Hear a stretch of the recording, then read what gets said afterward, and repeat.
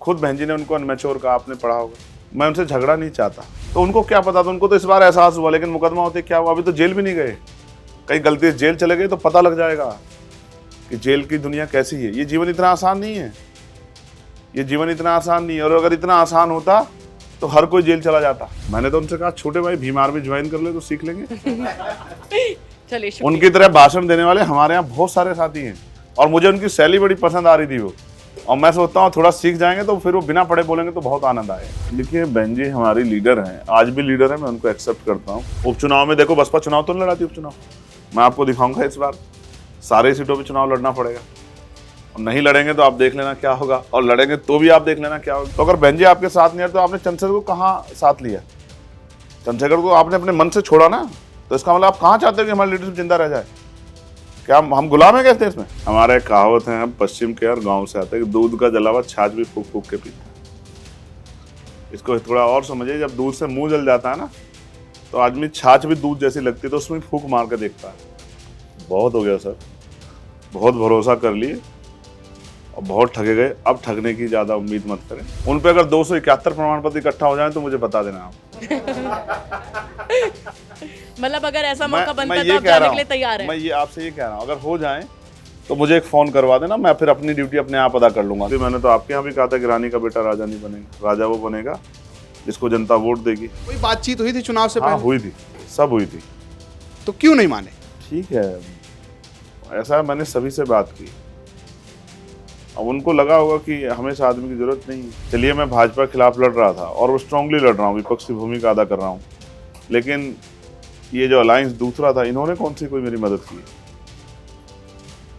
तो इसका मतलब ये भी नहीं चाहते ना ये आज पार्लियामेंट आ जाए। इन्होंने तो पूरे जोर लगाए हुए, बड़े बड़े नेताजी कई बार गए वहाँ कहने के हराओ। सांसद तो बहुत सारे बने, नगीना की चर्चा तो देश भर में। तो सहारनपुर मेरा घर है जी। सहारनपुर में मुझसे प्यार करने वाले बहुत लोग हैं, मेरे एक इशारे पे बहुत कुछ हो सकता है। तो वही इशारा हुआ था आपकी तरफ से सहारनपुर में। अब ये तो आप जीतने वाले से पूछें। आप सदन में पहुंच गए हैं, बड़ी लंबी बात है, लेकिन क्या आप ये चाहते हैं कि आप इस देश के प्रधानमंत्री बने?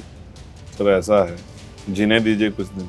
नमस्कार दोस्तों, आप सभी का स्वागत है मंच के इस कार्यक्रम में। भारतीय राजनीति के पितामह में से एक कांसीराम ने कहा था कि पहला चुनाव हारने के लिए, दूसरा चुनाव हराने के लिए और तीसरा चुनाव जीतने के लिए। कांसीराम ने एक लेगेसी छोड़ी और उसी लेगेसी को क्लेम करते हुए एक युवा नेता ने यही काम किया। एक चुनाव में जमानत जब्त हुई और दूसरे चुनाव में ऐसी जीत दर्ज की कि पूरे देश में इसकी धमक सुनाई दी, और उनकी पार्टी के नाम के आगे भी लिखा है कांसीराम। हम बात कर रहे हैं आजाद समाज पार्टी यानी आजाद समाज पार्टी कांसीराम के अध्यक्ष, भीम आर्मी के चीफ और नगीना से नए सांसद चंद्रशेखर आजाद की। चंद्रशेखर जी, मंच पर आपका बहुत बहुत स्वागत है। धन्यवाद। पहला सवाल, छुटमलपुर टू दिल्ली, छुटमलपुर से निकलकर दिल्ली के संसद पहुंचने में हम लोगों ने संघर्ष देखा है, चूंकि आप जब आए तब डिजिटल मीडिया खूब हो गया था और हम लोग के समय में हमने आपको अपने समय में नेता बनते हुए देखा, लेकिन आप अपने आप में कैसा महसूस कर रहे हैं एक मूवमेंट से निकलकर देश की सबसे बड़ी, एक तरीके से कहिए कि संसद तक पहुंचने में आपको कैसा एहसास हो रहा है? अच्छा एहसास है। छुटमलपुर दिल्ली तो मैं बहुत बार आया और 2 बार दिल्ली की तिहाड़ जेल में भी रहा। एक बार जब गुरु घर तोड़ दिया गया, खूब लाठियां भी खाई। उसके बाद जब एनआरसी का आंदोलन आया तो भी मैं तिहाड़ में रहा, और जो जुल्म सरकार करा सकती थी या पुलिस कर सकती थी वो सारा ही मैंने सहा, जिसमें पैरों के नखून तक खींच लिए गए, लाठियों से पीठ तोड़ दी गई, मेरी रीढ़ की हड्डी में आज भी गैप है, और एक लंबा समय मुझे जेल में काटना पड़ा। लेकिन ये जो दूसरा सफ़र है, ये इसमें मैं अकेला, इसका मुझे श्रेय नहीं जाता। इसके लिए भीम आर्मी आज़ाद समाज पार्टी के लोगों ने बहुत मेहनत की है, बहुत आंदोलन और एक डेली रूटीन का काम, जिससे लोगों के अंदर ये विश्वास पैदा हुआ कि चंद्रशेखर आज़ाद को अगर ताकत देंगे तो कुछ बदलाव हो सकता है। तो ये हर उस कमज़ोर समर्पित बहुजन समाज के उस कार्यकर्ता की जो भीम आर्मी आज़ाद समाज पार्टी जुड़ा हुआ है और जिन्होंने संघर्ष किया है, जेलें काटी, मुसीबतें झेली हैं, और जो पुराने बहुजन मिशनरी साथी जिन्होंने मेरा मार्गदर्शन किया इस बार, हमारे तमाम संत गुरु महापुरुष और उलेमा और तमाम जिम्मेदार लोग जिन्होंने मेरी मदद की, उन सब का योगदान है जिसकी वजह से चंद्रशेखर दिल्ली आ पाया। मैं उन सबका दिल से शुक्रिया अदा करता हूँ, धन्यवाद करता हूँ।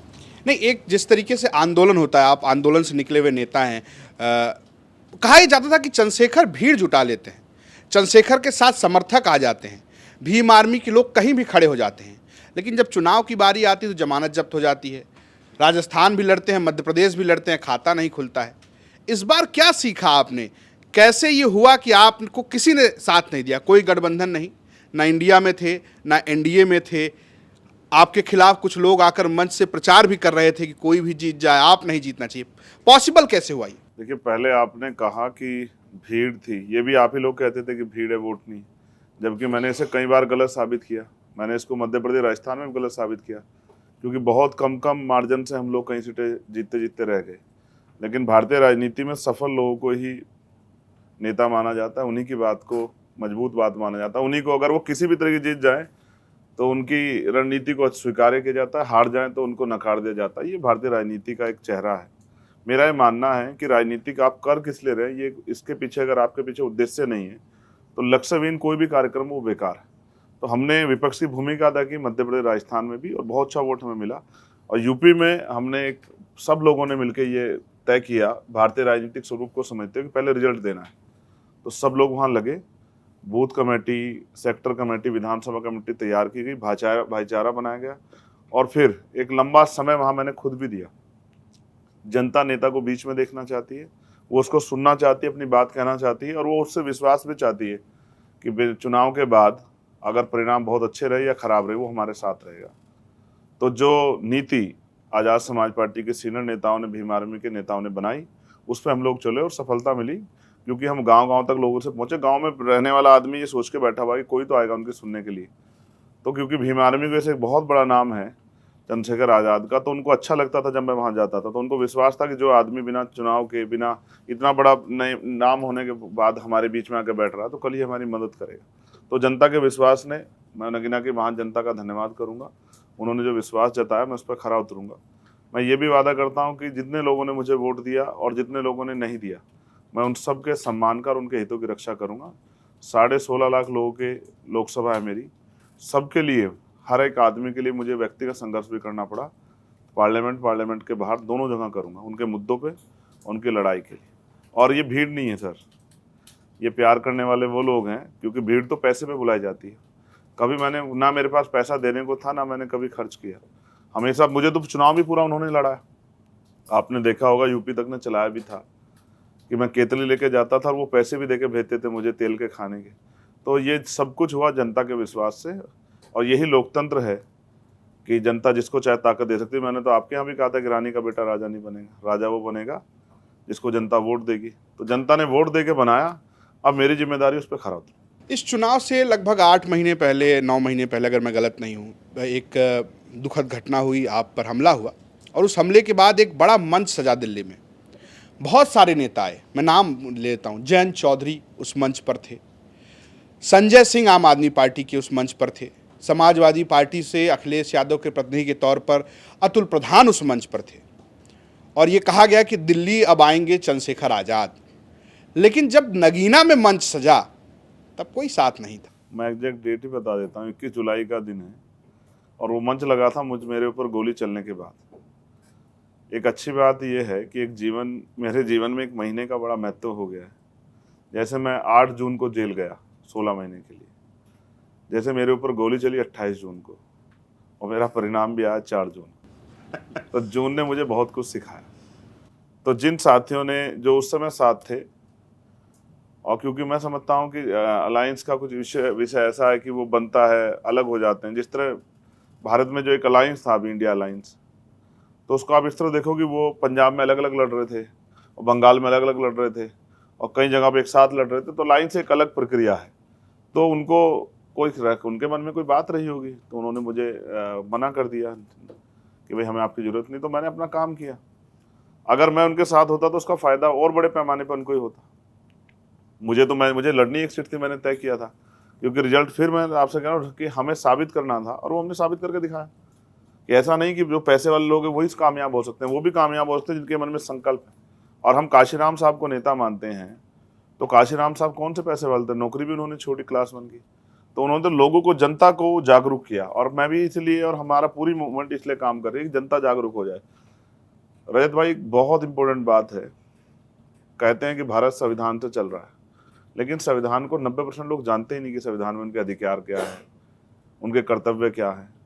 तो वो एक तरह से ना डर के कारण, किसी नुकसान ना हो इसके कारण जो है, और संविधान प्रदत्त जो सेवाएं हैं उन पे काम करते हैं, ये अच्छा नहीं है। हमारा देश उस दिन सबसे मजबूत बनेगा जब देश का हर एक व्यक्ति अपने अधिकारों के प्रति जागरूक हो जाएगा, अपने कर्तव्यों के प्रति। जिस दिन ऐसा हो गया ना, तो फिर बहुत सब चीज़ों में हमें फ़ायदा हो जाएगा। अब सड़क पर जाते हैं ना, तो इतना जाम और सब चीज़ें मिलती है, गवर्नमेंट बहुत सारी पॉलिसियाँ बनाती है, लेकिन इसलिए सफल नहीं हो पाती क्योंकि लोग अपने अधिकारों के प्रति, कर्तव्य के प्रति जागरूक नहीं। हेलमेट पहनना ये कोई नुकसान नहीं है, ये आपकी ज़रूरत है। पुलिस के डर से मत पहनिए ना, अपने बच्चों की, अपनी ज़िंदगी की परवाह करते हुए और अपने प्रेम करने वालों की परवाह करते हुए पहनिए। बहुत सब चीज़ें सुधरेंगी जब भारतीय संविधान सिलेबस में चला जाएगा, लोग इसको जानेंगे, समझेंगे। ये एक जीवित किताब है, और इसके जैसा ग्रंथ दुनिया में कोई नहीं। पूरी दुनिया से सबसे महान संविधान हमारे यहाँ, उसी की देन है कि चंद्रशेखर आज़ाद यहाँ बैठा है, या एक प्राइमरी स्कूल के हेडमास्टर का बेटा दिल्ली की पार्लियामेंट में जाके अपने लोगों के हितों के लिए बोलेगा। आपने कहा कि उनसे बात नहीं बनी, उन्होंने मना कर दिया, क्या बात हुई थी? नहीं, बात तो हुई, आपने बात की थी, उन्होंने बात की थी, कोई बातचीत हुई थी चुनाव से हाँ, पहले? हुई थी, सब हुई थी। तो क्यों नहीं माने? ठीक है, ऐसा मैंने सभी से बात की। अब उनको लगा होगा कि हमें इस आदमी की जरूरत नहीं है, या हो सकता है कि वो हमारे आंदोलन को बहुत कमजोर आंक रहे हो।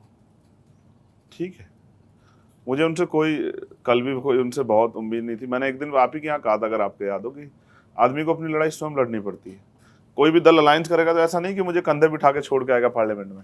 वो अलायंस को मत, एक ना घमंड जो नेताओं में, इसको भी समझना चाहिए कि हमने किसी अलायंस किया तो हमने उसको दिया। अगर आप अलायंस करते तो कुछ आपको भी मिलता है, अगर आपको कुछ ना मिलता तो आप अलायंस क्यों करते? तो उनको लगा कुछ नहीं मिल रहा है, तो ठीक है, हो सकता है भविष्य में जो है उनको एहसास हो कि उनसे गलती हुई है, लेकिन मुझसे गलती नहीं हुई।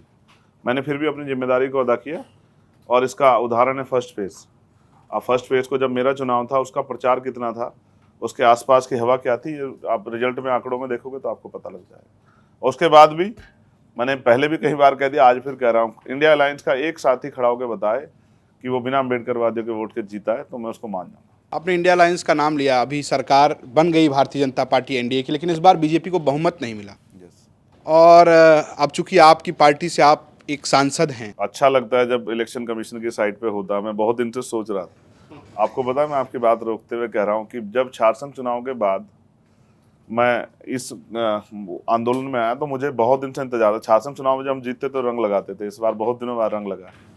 मुझे भी एक लंबा समय लगा इस इंतजार करते हुए, तो मैं बड़ा खुश हूँ। लेकिन जिम्मेदारियाँ बढ़ गई हैं, इसलिए मैं तैयार भी हूँ कि इन जिम्मेदारियों पे खरा उतरना। नहीं तो जो आप कह रहे थे, जो आपने रोका मुझे, लेकिन मैं ये कह रहा हूँ कि अब एक सीट है, और चूंकि जो सरकार है उसमें बहुत कुछ सांसद तय करेंगे, और पूछा जा रहा है कि अब चंद्रशेखर किधर हैं, एनडीए में है, इंडिया में है। और उसके साथ एक चीज़ और जुड़ा, जिस मंच पर आप बैठे हैं, इस मंच पर तनुज पुनिया, आप जानते हैं, बाराबंकी से कांग्रेस के नए सांसद हैं, उनसे भी हमने ये पूछा था, उन्होंने कहा कि हमारा ऑफर है और हम चाहेंगे कि वो हमारे साथ हों। तो क्या चुनाव के बाद कोई ऑफर इंडिया गठबंधन के तरफ से चंद्रशेखर आज़ाद को आया, किसी का फ़ोन आया कि आप हमारे साथ आइए? फ़ोन कार्यकर्ताओं से और जो मेरी लोकसभा क्षेत्र के लोग हैं उन्हीं से बात करने में बहुत समय बीत जा रहा है। सवाल ये नहीं है, सवाल ये है कि आपका नैतिक चरित्र भी कुछ होता है। जब आपने एड़ी चोटी के जोड़ लगाए मुझे हराने के लिए, आप कब चाहते थे कि सशक्त आवाज पार्लियामेंट आ जाए? चलिए, मैं भाजपा के खिलाफ लड़ रहा था और वो स्ट्रांगली लड़ रहा हूँ, विपक्ष की भूमिका अदा कर रहा हूँ, लेकिन ये जो अलायंस दूसरा था, इन्होंने कौन सी कोई मेरी मदद की है? तो इसका मतलब ये भी नहीं चाहते ना ये आवाज पार्लियामेंट आ जाए। इन्होंने तो पूरे जोड़ लगाए। बड़े बड़े नेताजी कई बार गए वहाँ कहने के हराओ, मतलब जब हमारे प्रत्याशी को जिताओ तो दूसरों को हराओ। तो मुझे उनसे कोई शिकायत नहीं, और मुझे इनसे भी कोई शिकायत नहीं। कबीरदास जी ने बहुत अच्छी बात कही है, ना गाँव से दोस्ती ना गाँव से बैर। मुझे जिन लोगों ने वोट देके भेजा वो अपने हितों के लिए देकर भेजा है, और जिन लोगों ने वहाँ काम किया है, जिनका मेरे ऊपर कर्ज है, उनकी भी मुझसे अपेक्षा है। तो ना मुझे इनसे कोई मतलब है। जहाँ इनकी सरकार है वहाँ कोई अन्याय होगा, वहाँ कोई पॉलिसी खराब बनेगी, वहाँ जो है इनके हितों का ध्यान रख, तो मैं इनसे लड़ूंगा। और अगर दूसरे वालों की सरकार होगी, उनके वहाँ अगर कोई अन्याय होगा तो उनसे लड़ूंगा। मेरा बिल्कुल स्पष्ट है। मैं अपने लोगों के प्रति उत्तरदायी हूँ जो मेरे आंदोलन से, इस आंदोलन से जुड़े हैं। जो जिन गरीबों कमज़ोरों को मैं मानता हूं कि उनकी आवाज़ उठाने वाला कोई नहीं। बाकी मैं किसी उद्योगपति, किसी नेता, किसी पार्टी के प्रति उत्तरदायी नहीं हूं। मैं आज़ाद समाज पार्टी भीम आर्मी का एक कार्यकर्ता हूं और अपनी पार्टी, अपने आंदोलन, उनके विचार, महापुरुषों का संघर्ष और जिसने मुझे वोट दिया और या मेरी लोकसभा के हर एक व्यक्ति से जिसने मेरी आलोचना भी की, मैं उसके प्रति उत्तरदायी। इस मूवमेंट जुड़े हर एक व्यक्ति प्रति, किसी पार्टी, मैंने फिर कहा दोबारा से, अन्य किसी पार्टी, अन्य किसी नेता या बहुत बड़े उद्योगपति या बहुत बड़े अधिकारियों से मेरी कोई जो है उनके प्रति मैं उत्तरदायी नहीं। उत्तरदायी नहीं, लेकिन आपने कहा ना काहू से दोस्ती ना काहू से बैर। दोस्त तो आपके जयंत चौधरी भी हैं, मंत्री बन गए हैं अब। उन्होंने नहीं बुलाया आपको कि आइए सरकार में आइए? उनको बधाई। जिस दिन उन्होंने दूसरे दल से अलायंस कर लिया उस दिन से थोड़ा सा मैं भाईचारा है, लेकिन फिर बातचीत थोड़ी कम हो गई, क्योंकि जहाँ से आज वो, जिनके साथ आज वो हैं, उनसे मेरा कभी प्यार रहा नहीं। तो इसलिए ठीक है, उनको बधाई, उनके आंदोलन को बधाई, और उन्होंने कोई फैसला लिया तो सोच समझ के लिया होगा। मैं उन पर कोई टिप्पणी नहीं करना चाहता। चंद्रशेखर भाई, नेता लोग जुमलों में भी बात करते हैं तो बोलते हैं मैं इस मुद्दे को सड़क से संसद तक लेके जाऊंगा। आपने सड़क की राजनीति बहुत कर ली और अब आप वाकई में ही संसद में पहुंच गए हैं।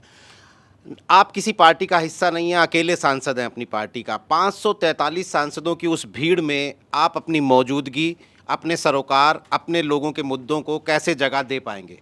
देखिए सर, मैं अपनी पार्टी का अकेला सांसद हूँ, मुझे पर्याप्त समय मिलेगा अपनी बात को रखने का। और सरकार कोई भी कानून बनाएगी, कोई भी विधेयक लाएगी तो उस पर चर्चा में हमें भी अवसर मिलेगा अपनी बात को कहने का। तो हम किसी को फ्री होल्ड नहीं कर रहे हैं कि कुछ भी हो जाए। जो भी कुछ होगा हम अपने उस पर राय रखेंगे, उसी से तो हमारे लोगों को दिशा निर्देश मिलेंगे कि अगर कोई कानून बन रहा है तो वो अच्छा है, बुरा है, या उसके लाभ है या नुकसान है।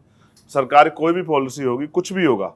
और जैसा आपने कहा कि भीड़, तो सर मैं भी 543 लोकसभा क्षेत्रों से चुन, उन्हीं क्षेत्रों में से एक क्षेत्र से चुन के आया, और हम कितने बड़े एक उसका प्रतिनिधित्व कर रहे हैं ये भी हमें समझना पड़ेगा। ये आवाज़ राष्ट्रीय स्तर की आवाज़ है, ये पटल राष्ट्रीय स्तर का पटल है। तो फिर आप मेरी बात को समझिए कि मुझे अपनी बात को और उनके अपने लोगों की बात करने में कोई परहेज नहीं है। मैं जितनी मुखरता सड़क पे बोलता था उतनी मुखरता से वहाँ बोलूँगा। और आज भी तो आप बताओ, सांसद तो बहुत सारे बने हैं, नगीना की चर्चा तो देश भर में है। जिन मीडिया के साथियों ने भी कह दिया कि भाई चंद्रशेखर तो बहुत पीछे हैं और बहुत थोड़े थोड़े वोटों में आंकड़े लगाए, आज उनका भी तो जो है, उनको भी तो लगा है कि उनसे गलती हुई है।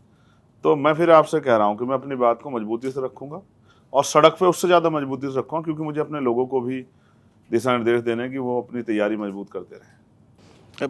सदन की कार्रवाई में एक प्रक्रिया है, तो कई मौके आएंगे जब वोट देना पड़ेगा, या तो सरकार की तरफ या विपक्ष की तरफ। मोटे तौर पे कहें कि या तो बीजेपी वाले एनडीए को या फिर कांग्रेस वाले इंडिया गठबंधन को, वहाँ पर कैसे फैसला लेंगे? डॉक्टर अंबेडकर लंबे समय तक कांग्रेस की नीतियों के विरोधी रहे, लेकिन एक समय में वो कांग्रेस के साथ जाके वो कानून मंत्री बने। तो उन्होंने एक बहुत अच्छी लाइन उस समय कही कि सिर्फ विरोधी होने के नाते विरोध करना ये सही नहीं। सरकार अगर कुछ अच्छा करेगी तो सरकार की बात को भी सुनेंगे, और अगर सरकार कुछ गलत करेगी तो उनका विरोध भी करेंगे। मैंने आपसे फिर कहा, अगर भविष्य में जो होगा, निकट भविष्य में, तो वो समय परिस्थितियों के हिसाब से फैसले होंगे। लेकिन मैंने फिर कहा, वो सदन है और वैचारिक विरोध अपनी जगह है। अपनी नीतियों का, विचारधारा का, मुद्दों का अलग विषय है। जैसे इस बार बहुत सारे लोगों ने हमारे मुद्दों पर अपने मुंह से बोला, अब वो उस पर कितने सड़क पे खड़े उतरते हैं या उसमें पार्लियामेंट में कितने खड़े उतरते हैं, उनको बोलते नहीं बोलते, ये एक बड़ा सवाल है। मुंह से बोलना और उसको करके दिखाना, जिसका मैं एक उदाहरण आपको बताता हूँ। कड़वा है लेकिन हमारे विपक्ष के लोगों को अच्छा लगेगा। 10 दिन से अलीगढ़ में एक परिवार धरने बैठा जिनके बच्चे को मार दिया। 2 परिवार हैं, लेकिन शायद किसी को उनकी सुध नहीं आई। कल मैं गया था उनके परिवार से मिलने। छत्तीसगढ़ में सतनामी समाज के लोगों के साथ एक साजिश हुई है और बहुत सारे लोग जेल गए हैं, किसी को तकलीफ नहीं हुई है। ऐसे ही राजस्थान के बाड़मेर में एक परिवार जो है 12-15 दिन से धरने बैठा। टेम्परेचर देखिए क्या है सर, हम एसी में बैठे हैं, वो 42, 44, 45, 50 डिग्री टेम्परेचर में बैठे हैं। और इस उम्मीद से बैठे हैं, कल जब मैं गया था तो वो बच्ची रो रो के मुझसे कह रही थी कि मैं 10 दिन से आपका इंतजार कर रही हूँ, मुझे भरोसा था कि आप आओगे और आप आओगे तो हमें न्याय मिलेगा। तो सवाल ये है बेसिकली कि क्या ये सिर्फ वोटर हैं, और ये वोटर कब तक बने रहेंगे, या आप वोट लेने के बाद इनको भूल जाओगे? तो जब हर जगह आवाज़ चंद्रशेखर को उठानी है तो फिर आपका और मेरा, फिर ये जो अपने आप को विपक्ष कह रहे हैं, किसका विपक्ष है? मुझे तो लगता है मेरे लोगों का विपक्ष है। अगर ये उनकी आवाज़ नहीं उठा रहे तो ये उनके अपने तो नहीं हो सकते। तो स्पष्ट ये है कि कथनी और करनी में फेर नहीं होना चाहिए, और हमारी कथनी करनी में फेर नहीं। न्याय पसंद किसी भी व्यक्ति के साथ कोई भी मामला होगा, और अगर कहीं अन्याय होगा, वो किसी जाति धर्म का हो, और अपराध करने वाला किसी जाति धर्म का हो, हमारी सुई सिर्फ चुनाव की वजह से या वोट की वजह से इधर उधर नहीं जाएगी। गलत तो गलत और सही को सही करने की हिम्मत हम में, कहने की हिम्मत हम में है, और उसका मुकाबला करने की हिम्मत हम में है। तो हम अपनी ड्यूटी करेंगे और उसके प्रति हम जिम्मेदार हैं। पिछले कई महीनों से एक चर्चा चल रही है जो इन नतीजों के बाद और तेज़ हुई है और ज़्यादा मुखर हुई है कि उत्तर प्रदेश में ख़ास तौर पर, वैसे देश भर में, लेकिन उत्तर प्रदेश में ख़ास तौर पर मायावती की सिकुड़ती ज़मीन पर चंद्रशेखर अब अपना झंडा गाड़ रहे हैं और गाड़ेंगे। आप इस बात पे रजामंद हैं? देखिए, बहन जी हमारी लीडर हैं, आज भी लीडर है, मैं उनको एक्सेप्ट करता हूँ, क्योंकि उस जमीन से उठ के जाना, मैं तो एक पुरुष हूँ और भारत पुरुष प्रधान देश अभी भी, इस बात को अभी नकारा नहीं जा सकता। तो उस मंच से, उस जमीन से उठ के जाना, एक अच्छी बात बहन जी के साथ ये थी कि उनके पास एक गुरु थे और एक बहुत बड़ा सपोर्ट था, जिनको मान्यवर काशीराम साहब कहते हैं। तो उनके सानिध्य में वो आगे बढ़ी है, लेकिन उन्होंने बहुत काम किया। लेकिन मैं ये भी मानता हूँ कि अब वो उस तरह से काम नहीं कर पा रही, तो समाज में एक निराशा पैदा होगी। इसलिए मैं मानता हूँ कि कुछ तय समाज को करना है। व्यक्ति जरूरी है या विचार जरूरी है? अगर व्यक्ति जरूरी है तो ये भक्ति का आंदोलन नहीं है, ये राजनीतिक आंदोलन है। और अगर विचारों की शक्ति के साथ चलना है तो उनके पास विकल्प है चंद्रशेखर आजाद के रूप में। बहन जी हमारी नेता थी और रहेंगी, मैं उनका सम्मान करता हूँ, लेकिन आज़ाद समाज पार्टी और अपने लोगों को मरते जो है मैं नहीं देख सकता, उनके साथ होने वाले अन्याय को नहीं देख सकता। तो मैं अपने लोगों के प्रति उत्तरदायी हूँ, और मैं अपेक्षा भी कर रहा हूँ कि उत्तर प्रदेश में एक मजबूत विकल्प आज़ाद समाज पार्टी बने। उसके लिए हम मेहनत करने के लिए तैयार हैं। उसके लिए हमने एक रोड मैप भी बना लिया है। अब आने वाले उपचुनाव में हम इसको साबित भी करके दिखाएंगे, क्योंकि बहुत लंबे समय से हमारे लोग इंतजार कर रहे थे कि अगर कोई विकल्प बने, क्योंकि बीएसपी से निकला हुआ व्यक्ति कभी विकल्प नहीं बन पाया है। और बीएसपी के साथ जो पॉलिटिक्स की गई उत्तर प्रदेश में, बीएसपी के समकालिक उस विचारों की, वो कभी सफल नहीं हुआ है। तो जनता एट द लास्ट उनके विकल्प ना होने के कारण बीएसपी के साथ जाती थी। तो अब विकल्प आया है, तो अब मुझे भरोसा है कि वो जो समाज है, जो गांव में बैठा है, शहर में बैठा है, दफ्तरों में बैठा है, अब उसको ये समझ आ गया है कि भाई इस आदमी के जरिए हम लोग आगे बढ़ सकते हैं। और लड़ाई तो लंबी है, और उस लड़ाई को पूरी करने के लिए हो सकता है मेरे जैसे और बहुत सारे लोग जरूरत पड़े। तो मेरा विश्वास है कि अब समाज जो है, जिसने मुझे 2022 में मुझसे खुद कहा कि इस बार बहन जी को वोट देंगे, 22 के बाद उसने मेरे कहे से वोट किया। ये मैनपुरी में भी हुआ, ये घोसी में भी हुआ, ये रामपुर में भी हुआ, ये खतौली में भी हुआ, और फिर जो है ये 2023 के असेंबली चुनाव में मध्य प्रदेश राजस्थान में भी हुआ। जहाँ जहाँ मजबूत से लड़े, उनको लगा चंद्रशेखर जीत सकते हैं, उन्होंने मुझे वहाँ वोट किया। और सबसे बड़ा उदाहरण मेरे यहाँ है, नगीना में 1% वोट बीएसपी को पड़ा है, जिनका सिटिंग एमपी था, और टोटल वोट बकाया हमको पड़ा है। और फिर दूसरी सीट जहाँ हम लग रहे डुमरियागंज, वहाँ भी यही है। डुमरियागंज में भी हमें 81,000 वोट पड़े हैं। तो मैं समझता हूँ कि समाज तो मन बनाए बैठा है, और उसको उम्मीद थी कि एक रिजल्ट आ जाए तो शायद तेजी से मूव हो जाए। लंबे समय तक आप इसको देखोगे नीरज भाई, तो पहले यही वोट जो है बाबा साहब अम्बेडकर के साथ रहा, फिर फिर कांग्रेस के साथ रहा लंबे समय, बाबू जगजीवन राम नेतृत्व करते थे। फिर बाबू जगजीवन राम के साथ साथ ये विचारों के आधार पर काशीराम साहब के साथ आ गया। काशीराम साहब के अंदर बहन जी चलाती रही। अब धीरे धीरे यही वो है कि बहन जी के कई बार कहने के बाद कि चंद्रशेखर के साथ ना जुड़ो, उन्होंने तो स्पेशली कह दिया कि ये एजेंट है, ये सब चीज़ें, फिर भी समाज हमारे साथ जुड़ा, वोट दिया उसने। तो इसका मतलब समाज अपने आप में चीज़ों को समझता है, और जब वो चीज़ों को समझता है तो वो ये भी देखता है कि जो कहा जा रहा है वो सच है या नहीं। तो लंबे समय तक उन्होंने हमें दूर से देखा, पहचाना, महसूस किया, बार बार ये भी देखा कि दूसरे का आदमी तो नहीं, कोई विरोधी का आदमी तो नहीं है, कोई हमें गुमराह करने तो नहीं। जब उन्होंने टेस्ट कर लिया कि भाई ये आदमी हमारा अपना आदमी है और ये हमारे लिए लड़ रहा है, जो अपनी जान को दाव पे लगा के लड़ रहा है, गोली जिसने खा ली हो, जिसने इतने मुकदमे झेले हो, जेल काट ली हो, तो ये हमसे धोखा नहीं करेगा। तब उन्होंने मेरा साथ दिया, और अब ये बढ़ रहा है। उपचुनाव में देखो, बसपा चुनाव तो नहीं लड़ाती, उपचुनाव मैं आपको दिखाऊंगा। इस बार सारे सीटों पे चुनाव लड़ना पड़ेगा, और नहीं लड़ेंगे तो आप देख लेना क्या होगा, और लड़ेंगे तो भी आप देख लेना क्या होगा, क्योंकि समाज बेवकूफ़ नहीं है। समाज नहीं पूछेगा कि अब तक तो आप लड़ते नहीं थे, इस बार कैसे लड़ने आगे, क्योंकि इस बार आपको पता है चंद्रशेखर भाजपा का जबरदस्त मुकाबला करेगा। तो इसलिए आप आओगे कि डिस्टर्ब हो जाए, लेकिन समाज अब समझदार हो गया। मेरा ये अगला सवाल ही था आपसे कि अब अपना विस्तार विधानसभा चुनाव के उपचुनावों में आपकी उपस्थिति नज़र आएगी, और आगे के चुनावों में भी नज़र आएगी, दूसरे राज्यों में भी नज़र आएगी? यस, बिल्कुल नज़र आएगी। आपको मैं एक और चीज़ जो करता हूँ, बार बार ये भी एक पिंच है कि भाई पश्चिम में, तो मैंने इसलिए आपको उदाहरण डुमरियागंज का दिया। वोट सिर्फ लड़ने का कारण एकमात्र ये था, जबकि बाईपोल हो गया था, क्या तो बीजेपी को हराने के लिए या इंडिया अलायंस को जिताने के लिए वोट पड़ रहा था। फिर भी अगर हमें 81,000 वोट मिलता है, जो कि निर्णायक है, जो ये तय कर सकता है कौन हारेगा कौन जीतेगा, और उसके रिजल्ट देखोगे तो आपको पता लग जाएगा। तो मैं ये बात इसलिए आपसे कह रहा हूँ कि ये भी एक गलत मिथ्या बनाई गई कि चंद्रशेखर राय पश्चिम में काम करते हैं। वो नेपाल बॉर्डर है, जहाँ डुमरियागंज, जिसकी बात मैं सिद्धार्थनगर जिला हमारे प्रदेश का आखिरी जिला है, उसके बाद दूसरी कंट्री स्टार्ट हो जाती। तो अगर वहां भी हमारा वोट है तो हम प्रदेश भर में। और कल मैं अलीगढ़ गया था, बहुत बड़ा जन सैलाब था, एक इतना बड़ा जन सैलाब था कि मैं भी आश्चर्यचकित था कि कहाँ से आया। तो मैं इस बात को मानता हूँ कि हमारी मूवमेंट प्रदेश और राष्ट्रीय स्तर की मूवमेंट है, और हम उसका विस्तार कर रहे हैं। संगठनात्मक शक्ति हम पे है, और उन्हीं को हम पॉलिटिकल पार्टी में भीम आर्मी से इधर ट्रांसफर करके जो है, जो ट्रेनिंग लिए हुए लोग हैं और जो पुराने बहुजन मिशनरी लोग हमारे साथ जुड़ गए, उनके साथ मिलकर हम इसको आगे बढ़ा देंगे। वैसे तो हर पार्टी का अपना एक टारगेट वोट है, हमेशा से ही हर पार्टी का रहा है, लेकिन चूंकि जब प्रचार होता है, जब वोट मांगती हैं पार्टियां, तो फिर हर वर्ग की बात करती हैं। अखिलेश यादव का भी पीडीए बहुत है, लेकिन अब वो A4 अगड़ा, A4 अल्पसंख्यक, आधी आबादी, बहुत सारे एब्रीवेशन उसमें से निकलते हैं। मेरा सवाल ये कि काशीराम कहते थे कि ठाकुर ब्राह्मण बढ़िया छोड़, बाकी सब हैं DS4। तो चंद्रशेखर भी इसी तरह फोकस्ड अपने वोट पे काम कर रहे हैं, या उन्हें लगता है कि सर्वजन का वोट पे मुझे काम करना पड़ेगा? देखिए, मैं मानता हूँ, और इस पे ये चर्चा का विषय है। जैसे आपने कहा कि पीडीए, तो वो तो चेहरे के हिसाब से बदलता है। जब सामने अगड़े होते तो ए अगड़े वाला हो जाता है, जब मुस्लिम होते हैं तो अल्पसंख्यक वाला हो जाता है, तो वहाँ तो बदलाव हो जाते हैं। तो वैचारिक नहीं है वहाँ, तो उन पे मैं इसलिए टिप्पणी नहीं करूँगा कि उन्होंने अपनी पार्टी को अपने हिसाब से चलाना है, तो उनकी अपनी वो है। लेकिन हमारे यहाँ क्या है, काशीराम साहब, हम क्योंकि कैडराई लोग हैं, काशीराम साहब इसको समझाते थे, और ये आपके स्टूडियो में बैठे हर एक आदमी को समझ आएगा। उनका मानना था कि जो भारत की व्यवस्था में, जाति व्यवस्था में ऊंची जातियाँ है, वो कभी सामाजिक परिवर्तन को स्वीकार नहीं करेंगे, और जब तक वो मन से स्वीकार नहीं करेंगे तब तक एक भाईचारा नहीं बनेगा। उन्होंने इसके कई उदाहरण भी देके बताए।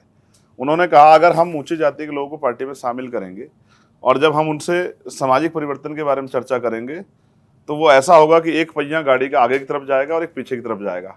तो जब वो मन से इस बात को स्वीकार नहीं कर पाएंगे कि इंसान बराबर होता है और ऊंच नीच नहीं होती है, और भाईचारा बनाना है, तो वो हमारे साथ काम करने में उनको इनसिक्योर फील होगा। तो इसलिए उन्होंने इस बात को किया। और तथ्यात्मक उन्होंने कहा कि भाई, एक तरफ अगर मैं बकरी की रक्षा पे शेर को बिठा दूंगा, तो शेर तो अपने चरित्र के अनुसार बकरी को खा जाएगा, तो कुछ बचेगा ही नहीं। तो इसलिए मैंने कहा कि न्याय पसंद कोई भी व्यक्ति हो, जो डॉक्टर बाबा साहब अम्बेडकर की आइडियोलॉजी में काम करना चाहता है या कर रहा है, तो ऐसा नहीं कि कोई छिप के आके नुकसान पहुंचाने के जरिए, हम भी वो करते हैं ना। तो अगर ऐसा कुछ होगा तो पार्टी पॉलिसी का हिस्सा, उस पर हम लोग उस तरह से काम करेंगे। बाकी मैं आपको स्पष्ट कर दूं कि मेरी लोकसभा में मुझे सामान्य जाति के लोगों ने वोट किया है। मैं बूथ वाइज, क्योंकि मेरे पास आंकड़े हैं, जिन लोगों ने बहुत बड़े समय तक, लंबे समय मेरा विरोध किया, और चौहान समाज के लोगों ने मुझे वोट किया, त्यागी समाज के लोगों ने वोट किया, ब्राह्मण समाज के लोगों ने वोट किया। भले ही वो परसेंटेज कम हो, और शायद उसका कारण कुछ और हो, कि कुछ लोग ऐसे हैं हर जातियों में जो लड़ने वाले व्यक्ति को पसंद करते हैं।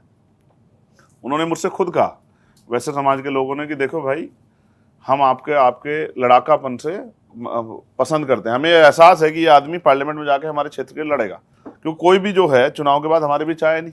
और अब मैं जब गया अपनी लोकसभा में, तो लोग हैरान थे कि हमें लगा कि आप भी शायद आओ ना हो, आप पे बहुत काम है, लेकिन आप वापस कैसे आ गए? अभी मैं 4 दिन रह के आपने पार्लियामेंट एरिया में।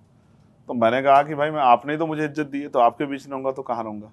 तो ये कुछ पार्टी पॉलिसी के विषय। लेकिन अगर किसी को, क्योंकि उनके पास अपने पहले से कई पार्टियां हैं, बीजेपी, कांग्रेस और बाकी अन्य पार्टी, आम आदमी पार्टी में भी उनका प्रतिनिधित्व है, तो अगर कहीं कोई इनकी लड़ाई को बच जाएगी तो हम भी लड़ेंगे उसको, और बाकी तो लड़ाई लड़ने के लिए तैयार है।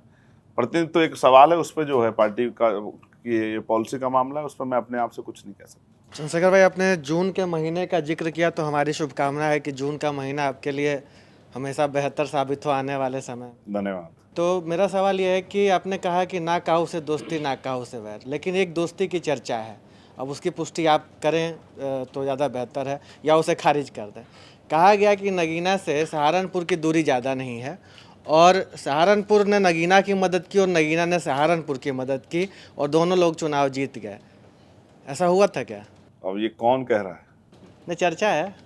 अच्छा, सूत्र तो नहीं है?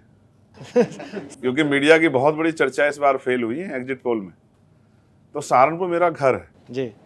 और सहारनपुर में मुझसे प्यार करने वाले बहुत लोग हैं। मेरे एक इशारे पे बहुत कुछ हो सकता है।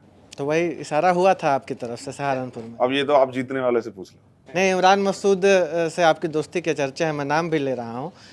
उन्होंने नगीना में आपकी मदद की और आपने सहारनपुर में उनकी हम मदद। क्या कह रहे हैं, सहारनपुर वालों से, मुजफ्फरनगर वालों से और कैराना वालों से और मुरादाबाद वालों, किसी से पूछ लो तो पता लग जाएगा आपको। यानी कि बात केवल सहारनपुर तक सीमित नहीं, मुजफ्फरनगर, कैराना और मुरादाबाद भी इस लिस्ट में शामिल और है। मैं कह रहा हूँ कि किसी से पूछ लो, सब बता देंगे हाँ।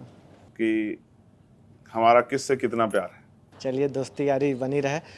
मेरा अगला सवाल है चंद्रशेखर भाई कि जब चुनाव चल रहे थे तो आकाश आनंद जो मायावती जी के पूर्व अब तो पूर्व ही हो गए हैं उत्तराधिकारी, अभी उनको उत्तराधिकारी से हटा दिया है मायावती ने, उन्होंने कहा कि भीम आर्मी या आपकी जो राजनीति है वो युवाओं के ऊपर केस मुकदमे लदवाने वाली राजनीति है, उससे उनका जीवन खराब हो जाएगा, वो सिपाही में भर्ती नहीं हो पाएंगे, उनको सरकारी नौकरी नहीं मिल पाएगी। क्या आपको लगता है कि आप इस तरह की राजनीति करते हो? इस पर आपका क्या जवाब है? तो इसमें कोई सर्वे होना चाहिए।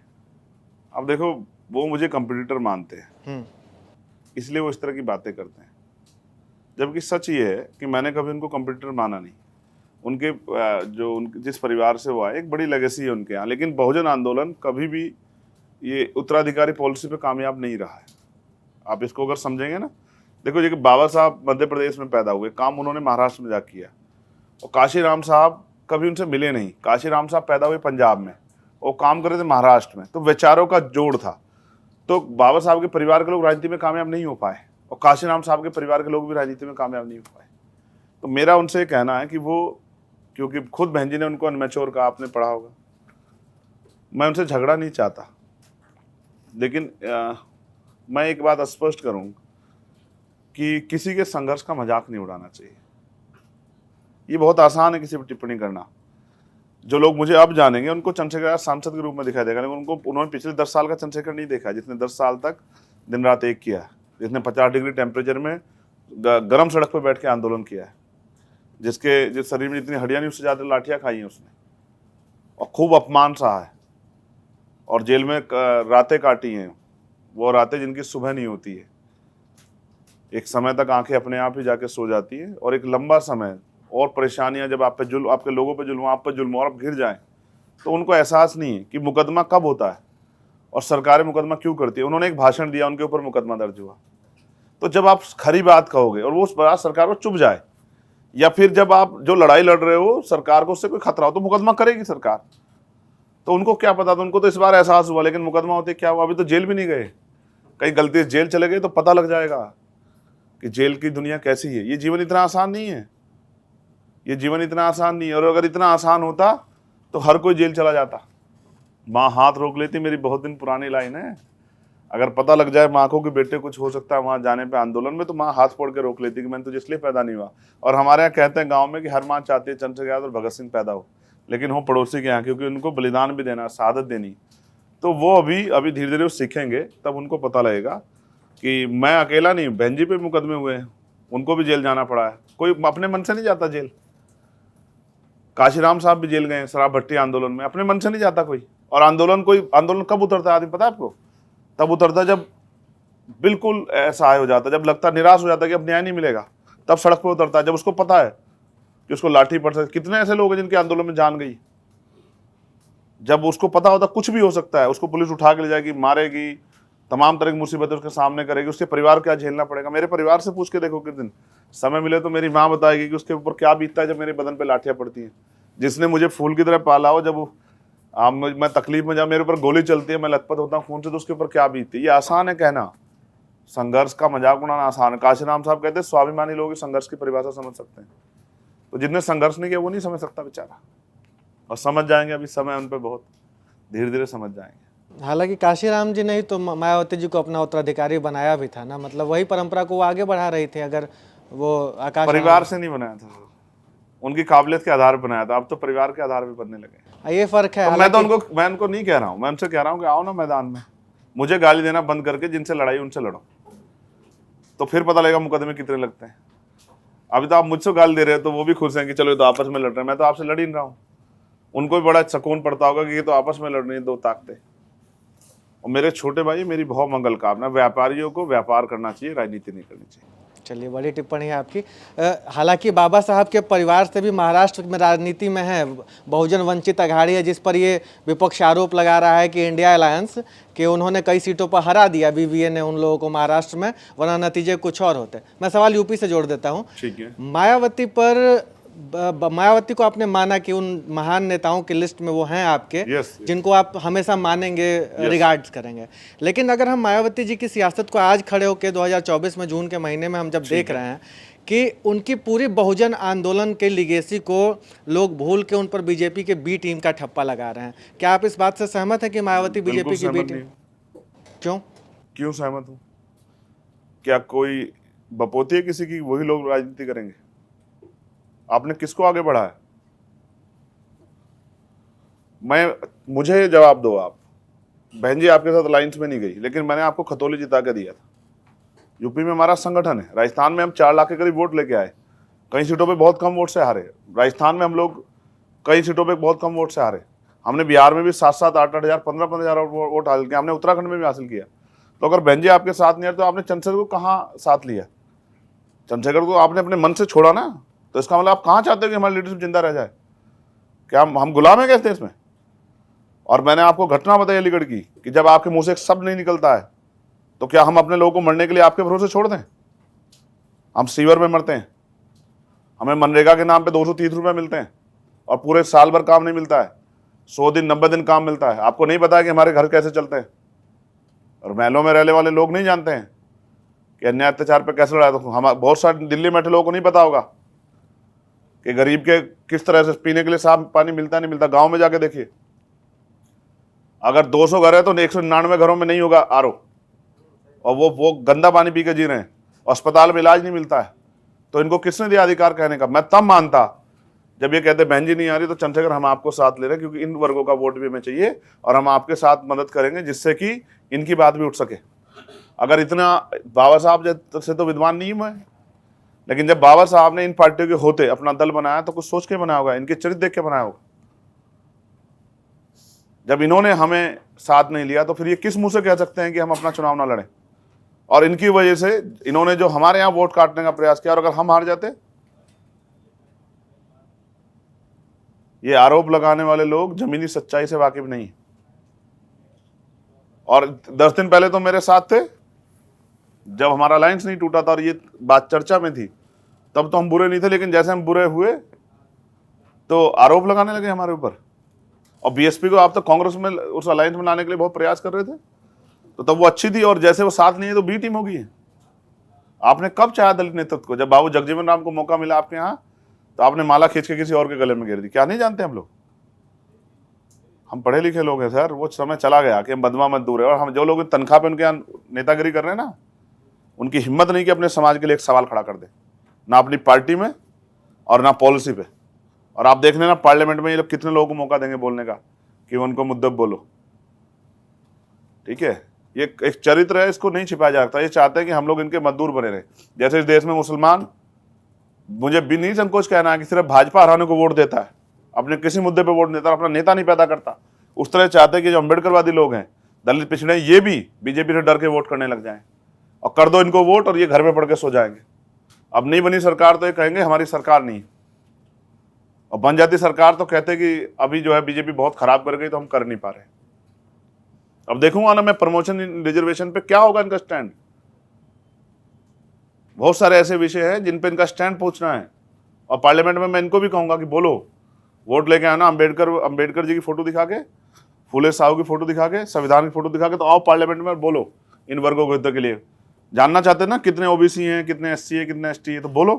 हालांकि चंद्रशेखर भाई, फोटो तो सभी लोग दिखा रहे हैं। पीएम भी जब गए संसद में तो संविधान को माथे से मजबूरी होगी सर, मजबूरी होगी। है घमंड नहीं सहती जनता किसी का। जब बीजेपी के लोग कहे 400 पार कर देंगे, संविधान बदल, तो जनता ने कहा आ जाओ। और ये तो एक, मैं फिर कह रहा हूं, एक अच्छा सा अलायंस नहीं था यूपी में, फिर भी अम्बेडकरवादी ने अपनी ड्यूटी अदा की। वैचारिक लोग, अगर अलायंस होता तो फिर संविधान सर पे रख के घूमना पड़ता सर। आप समझो ना, मैं आपको उदाहरण देता हूं, आपके दफ्तर में जितनी महिला कर्मचारी हैं, अगर संविधान में अवसर की समता नहीं होती तो ये नहीं होती यहाँ। ये अब अवसर नहीं मिले ना हमें, तो इसलिए आप हम पे टिप्पणी कर सकते हो, विपक्ष वाले, मीडिया, सब लोग। जब हमें अवसर मिलेंगे तो हम बताएंगे हम क्या कर सकते हैं। अगर अवसर की क्षमता इस संविधान की वजह से नहीं आती तो कैसे बैठता चंद्रशेखर यहाँ के? नहीं तो संविधान भी हम लोगों को टिप्पणी करने का अधिकार देता है मैं चंद्रशेखर भाई। ना नहीं कर रहा हूं, तो मैं कौन सा आपके खिलाफ कुछ कह रहा हूं? मगर टिप्पणी करना अच्छी बात है, लेकिन सिर्फ अगर आप आलोचना करके गलत साबित करना चाहते तो ये सही नहीं है, उसके फैक्ट भी होंगे। तो ये बदलाव है ना कि ये जो बहनें हैं ये इस हाउस में हैं यहाँ, और उस हाउस में भी है वहाँ। ये बदलाव है ना इस देश में, वरना ये वही है जिनको सती प्रथा के नाम पे जलाया जाता था, विधवा विवाह के नाम पे पूरी जिंदगी जो है इनको अपमानित किया जाता था। ये वही हैं जिनको देवदासी बनाया जाता था। ठीक है, ये बहुत कुछ है और हम समझते हैं इसे, हम इस देश की व्यवस्था को समझते हैं और हमने अपने महापुरुषों को पढ़ा है, सिर्फ हाथ नहीं जोड़े उनके सामने। चाहे फूले हों, साहू जी हो, मामना रामसु वर्मा हो, चौधरी चरण सिंह हो, हमने पढ़ा है कपूरी ठाकुर को, हमने पढ़ा है बाबू जगदेव प्रसाद कुशवाहा को, बाबू शिवदयाल चौरसिया को, मान्यवर दीना भाना वाल्मीकि जी को हमने पढ़ा है, काशीराम साहब को हमने पढ़ा है। ऐसे थोड़ा कि हम हवा में 10 साल को हम कोई यहाँ घंटे बजा रहे थे? हम तो संघर्ष करके अब यहाँ तक का रास्ता हमने तय किया भाई। नहीं, उसी का नतीजा है नगीना का रिजल्ट। इस बात को सब लोग मान रहे हैं। मैं अब सवाल आगे बढ़ाता हूं। देखिए, उत्तर प्रदेश में जब चुनाव के नतीजे आए तो उससे पहले अखिलेश यादव ने पीडीए का नारा लगाया। हालांकि एक बात और रही, 2022 के चुनाव के नतीजे आने के बाद आपने कहा कि आपकी पीठ में खंजर भोंका गया। फिर आप महू में नजर आए, आप जयंत चौधरी, अखिलेश यादव, बाबा साहब भीमराव अम्बेडकर के जन्म दिवस के दिन उनको फूलमाला अर्पण करते हुए, और फिर तब तक 2024 के चुनाव से पहले चीज़ गड़बड़ हो गई और अब फिर उपचुनाव आप लड़ने जा रहे हैं। क्या अब आप उनके साथ आएंगे ही नहीं या कोई संभावना बची है? देखो ऐसा है सर, हमारे कहावत है, हम पश्चिम के और गांव से आते हैं कि दूध का जला हुआ छाछ भी फूक फूक के पीता है। इसको थोड़ा और समझिए, जब दूध से मुंह जल जाता है ना तो आदमी छाछ भी दूध जैसी लगती है तो उसमें फूक मार के देखता है। बहुत हो गया सर, बहुत भरोसा कर लिए और बहुत ठगे गए, अब ठगने की ज़्यादा उम्मीद मत करें। अब अगर बार बार जो है समाज हित में, देश हित में, संविधान हित में एक पढ़ा लिखा वकील अपने जो है मुद्दों के कारण ठगा जाता रहेगा तो ये तो बहुत बड़ा अपमान हो जाएगा। तो हम हर बार इसलिए वो किए क्योंकि हम समझते थे कि नुकसान होगा, और वो हर बार इसलिए किए कि वो चाहते कोई नया आदमी खड़ा ना हो जाए। हम एक ही सीट कहे थे ना, तो क्या हुआ था फिर? 542 पे तो हम आप ही की मदद करते ना, तो क्या हुआ? एक सीट भी नहीं दे पाए। इस बार तो किसी का फोन नहीं आया हमें। गलती में सुधार, इस बार आपके यहाँ कहीं मिल जाए वो तो पूछना कि इस बार तो किसी का फोन नहीं आया चंद्रशेखर पे। नहीं, मान लीजिए उनसे गलती हुई तो सुधार की गुंजाइश है, तो फिर आप नहीं मानेंगे? तो मैं कब का मना कर रहा हूँ, जब सुधार होगा किसी में तो देख लेंगे। चलिए, संभावनाएं शेष हैं। हाँ, लोग देखो, फिर मैंने आपसे कहा ना गाँव से दोस्ती ना गाँव से वैर। और राजनीति में कोई परमानेंट दुश्मन और दोस्त नहीं होता है, वैचारिक विरोध है। इस बार तो वो भी वही भाषा बोले जो हम बोलते आए। 40 साल पहले काशीराम साहब इस थ्योरी को लेके आए तो लोग बहुत मजाक उड़ाए और कहे ये जो अपनी नौकरी छोड़ के घूम रहा है ये आदमी पता नहीं इसे क्या हो गया है। लेकिन उसी बात को आज कांग्रेस के बड़े नेता और विपक्ष से बड़े नेता गली गली घूमते फिर बोलते फिरे कि भाई ये 85% लोग बहुजन समाज के लोग, दलित पिछड़ों को हिस्सेदारी नहीं मिल रही है, ये नहीं हो रहा है, और मीडिया में नहीं है, और पता नहीं आप सब लोग को भी कहे, और कहे कॉलेज में नहीं है, यूनिवर्सिटी में नहीं है, और सेक्रेटरीट में नहीं है। तो आप कहे ना, तो कहाँ से लाए? लिटरेचर तो हमारा ही है ना। सही बात है। बाम साहब के लोग दिए लिटरेचर की, पढ़ो पढ़ो पढ़ो, बोलो। नहीं तो अब चूंकि कांग्रेस का आपने जिक्र किया तो मैं एक सवाल कांग्रेस पर भी आपसे लेता हूं कि इस देश में 2014 और 2019 में हिंदुत्व के लहर पर वोट मांगे गए। 19 में कि राम मंदिर बना देंगे, फिर राम मंदिर बन गया। 24 में तो भाजपा का उत्तर प्रदेश में सबसे बड़ा नारा था राम मंदिर का। राहुल गांधी संविधान ले लेके घूमे और चुनाव फिर संविधान आधारित हो गया। क्या आप राहुल गांधी को इस बात का क्रेडिट देंगे कि उन्होंने संविधान आधारित चुनाव कराया? अब आप समझो ना, सबसे पहले देश में संविधान कौन उठाए हाथ में? आप पिछली कितनी तस्वीरें देखो तो आपको कोई नहीं मिलेगा चंद्रशेखर आजाद के अलावा। हम ही वो जो है एक बहुत बड़ा विरोध ग्रामीण क्षेत्रों से संगठन के जरिए पहुंचा है। और फिर मैं आपसे कहूंगा कि चुनाव जनता ने लड़ा है सर। क्या विपक्ष को एहसास था? आपके हम तो चैनल पे आते होंगे, अगर सब सच बता पाए। विपक्ष का एक नेता बताओ जो कह सकता था इतनी सीटें विपक्ष जीत सकता है उत्तर प्रदेश में? था कोई? तो विपक्ष को भी नहीं पता, क्योंकि जनता चुनाव लड़ रही थी और ये मुद्दों आधारित चुनाव था। लेकिन अब इसकी हवा ना निकल जाए, ये पार्लियामेंट में पता रहेगा। एक सवाल और लेता हूँ। अखिलेश यादव ने नारा जो पीडीए का लगाया, फिर जब टिकट डिस्ट्रीब्यूट किया तो उन्होंने पीडीए के थ्योरी को ध्यान में रखकर टिकट हम बांटे। यहाँ समाजवादी पे चर्चा करने को थोड़ा ही नहीं बैठे नहीं, हैं। बस एक सवाल, इसलिए क्योंकि जब सीएसडीएस का जब पोस्ट पोल आंकड़ा आया तो उसमें दिखा कि समाजवादी पार्टी को जो जाटो और गैर जाटो वोट नहीं मिलता था वो भी इस अलायंस को मिला। क्या आपको नहीं लग रहा कि अखिलेश यादव का ये नारा सफल हो रहा है और आप समाज में ये संदेश जा रहा है कि ये भी हमारे हित में काम कर रहा है? और देखो, हम लड़ ही नहीं रहे थे ना सब सीटों पे। हमने आपसे यही तो कहा कि हम 2 सीटों पे लड़े, तो कल ये हमसे भी यही कहते कि बीजेपी की मदद कर दी है, ये कर दिए, वो कर दिए। हम पे भी इस तरह के आरोप लगाते। हम इसलिए लड़े कि कल को ये फिर जो है कहे ना कि भाई इनकी वजह से हो गया। लेकिन अब हम इनको मौका दिया 2022 में बहन जी को बहुत कम सीटें लड़के, और 24 में विपक्ष को, और हमारे संगठन के लोगों ने वोट किया होगा नहीं किया होगा। तो मैंने कहा ना कि अम्बेडकरवादियों का धन्यवाद करना चाहिए। अम्बेडकरवाद धन्यवाद करेंगे तो फिर आगे को शायद कुछ वोट मिल जाए, और नहीं करेंगे तो ये स्पष्ट हो जाए। हम जाके गांव में बताने वाले हैं कि अब सावधान रहना। अब हमने 2022 में मौका दे दिया, 24 में मौका दे दिया अलायंस को, और 22 में बसपा को, और अब आगे हम ही लड़ेंगे नीचे लेके ऊपर तक के चुनाव। तो अब आजाद समाज पार्टी को याद रखो। चंद्रशेखर जी, पहले तो आपको जीत की बहुत बहुत बधाई। धन्यवाद। जिस दिन आपके यहाँ वोटिंग चल रही थी उसी दिन आप मेरे साथ लाइव जुड़े थे, और चूंकि आप अभी बार बार बात कह रहे हैं कि ना काहू से दोस्ती ना काहू से बैर, और इसके साथ आपने एक बात और भी कही कि राजनीति में कोई हमेशा किसी का दोस्त या दुश्मन नहीं होता है। उसी दिन आपने एक बात मुझसे लाइव में कही थी, मैंने आपसे सवाल किया था कि अगर आप जीत जाते हैं तो क्या आप इंडिया अलायंस के साथ जाएंगे? तो आपने बात कही थी कि हाँ, हम इस पर विचार कर सकते हैं, हम इंडिया अलायंस के साथ जा सकते हैं। और आज तो आपने हाथ ही जोड़ लिया कि मतलब दूध का जला छाछ भी फूक फूक कर पीता है। नहीं, वो इलेक्शन रिजल्ट के बाद का था कि अगर सरकार बनाने जैसी स्थिति आए, उन पे अगर 271 प्रमाण पत्र इकट्ठा हो जाए तो मुझे बता देना आप। मतलब अगर ऐसा मौका बनता मैं है तो ये आप कह जाने रहा के लिए तैयार हूँ, हैं? मैं ये आपसे ये कह रहा हूँ, अगर हो जाए तो मुझे एक फोन करवा देना, मैं फिर अपनी ड्यूटी अपने आप अदा कर लूंगा। लेकिन मैंने हाथ इस बात पे जोड़े कि अब मैं अलायंस पे किसी के दरवाजे नहीं जाने वाला। हाँ, तो अब मैं अपने लोगों से बात करूंगा। एक चिंतन शिविर लगने वाले हैं हमारे यहाँ, और सब लोगों में बहुत वो है, मनोबल उनका बढ़ा हुआ, और आक्रोश भी है कि अब नहीं अब नहीं अब नहीं। अब वो मुझसे खुद ही कहने लगे कि चाहे छोटा चुनाव या बड़ा, पार्षद से लेके और सांसद का चुनाव हम लड़ेंगे। अब आप हमसे मत कहना किसी को वोट दे दो, क्योंकि अब हम अपनी पार्टी को खड़ा करेंगे। जब आप नगीना में कर सकते हो तो हम अपने ज़िले में भी कर सकते हैं। उनका ये मत है कि हमारे यहाँ लीडर कैसे पैदा होंगे अगर हम इन्हीं को वोट देते रहेंगे। तो इसलिए मैंने आपसे कहा कि अब चीज़ें बदल गई, अब बदल गई हैं। अब बदले बदले चंद्रशेखर नहीं है, अब वही चंद्रशेखर है जो पहले थे, तेवर वही है। फिर आपसे कहा झगड़ा नहीं है किसी से, कुछ चीज़ें पार्टी तय करती है। मैंने अभी अपने साथियों को कहा था, मीडिया के साथियों को, और मैं स्पष्ट कर देता हूँ, आप कंफर्मेशन कर लेना। मैं यहाँ बैठा हूँ, आप लाइव कंफर्मेशन कर लो। स्टेट का कोई भी चुनाव होता है, स्टेट की लीडरशिप फैसला लेती है, मैं कभी नहीं थोपता। राजस्थान में उन्होंने किससे अलायंस करना है, मध्य प्रदेश में किससे करना है, उत्तराखंड में किससे करना है, मैंने आज तक नहीं थोपा किसी के ऊपर। मैंने उनसे कहा जिसको आप तय करके भेज दो, और प्रत्याशी भी उसी को लड़ा देंगे। मैं तो एक वर्कर हूँ आज़ाद समाज पार्टी भीम आर्मी का, अपना काम करता हूँ। अगर ड्यूटी 24 घंटे के लिए तो 24 घंटे काम करता हूँ। ये नहीं कहता कि 23.5 घंटे करवा लो। बहुत समर्पित हूँ, क्योंकि आंदोलन को समझता हूँ और मिशन की भावना को समझता हूँ। चलिए, आप यहाँ पर बहुत देर से हम आपको सुन रहे हैं और एक चीज़ समझने की भी कोशिश कर रहे हैं कि आप एक तरफ मायावती को अपना लीडर बताते हैं और कहते हैं कि वो आप आगे भी मानने के लिए तैयार हैं। अब तक हम लोगों ने आपसे न्यूज़ रूम के सवाल पूछे, अब हम जनता की तरफ जाते हैं, क्योंकि जब भी आपके मुद्दे पर हमने लाइव किया तो मेरे ख्याल से हज़ारों कमेंट्स एक चीज़ को लेकर ज़रूर आए, और हम ज़रूर सवाल करना दो चीज़ों की बात कर रहा हूँ। पहले मैं अपनी 2 चीज़ें आपके सामने रख देता हूँ। जी। फर्स्ट तो ये कि मैंने चुनाव के बाद एक बात कही, चुनाव से पहले नहीं की, किसी वोट को ध्यान में रख के नहीं कही, कि उत्तर प्रदेश पुलिस और देश की जहाँ भी पुलिस है, मैंने उनका जीवन देखा है।